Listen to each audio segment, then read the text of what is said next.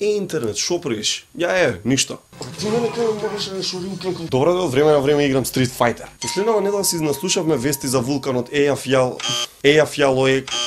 Вулканот во Исланд, кој еруптираше и со тоа крена толкав облак прав што неколку дена никој не се ни осмелуваше да лета. Ова кај авиокомпаниите предизвика загуба од 250 милиони евра на ден. А што се можеа да направат со тие пари? Например, плоштад во 2014. Работено што се крена многу паника. Се појави и такви теории од кои би се исплашил и самиот Бетмен. Демек вулканот ќе продолжи со активност во следните 200 години. Демек ова е почетокот на крајот на светот кој што ќе се уништи во 2012 како што тоа го предвиделе маите. Во ова многу не верувам. Јас лично познавам неколку маи. Маја комшивката, Маја братучетката, Маја од средно. И ни една од нив нема моќ да предвидува работи, ама ако го предвиделе вангите. Теориите одат до таму што една вели дека чадот од Исланд е всушност чадот од Лост. Втора работа, папата Бенедикт 16 заспа на миса во Малта.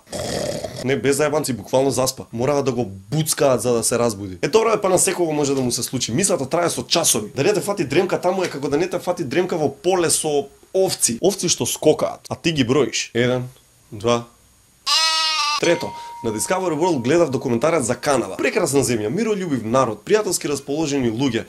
Нешто како Македонија. Само 30 степени поладно и 150 пати поголем бруто домашен производ. И не можам да разберам како овие мирни луѓе кога ќе земат хокеарски став во рака се претвораат во психопати. Сте ги виделе канаѓаните како играат хокеј? Тоа е како да сте отишле во лудница и внатре сте им фрлиле лизгалки. Играјте, деца. Ако сакате добра книга која секогаш ќе биде актуелна благодарејќи на човекот и неговата себична и егоистична природа, прочитајте Животинска фарма на Џорџ Орвел. Има 100 страни и ќе ја прочитате во еден ден. Така да ќе имате време за Facebook, MSN, Шехерзати, некои таму што се снимаат со камера и мислат дека се интересни. Па така интернет, се најдобро и се гледа.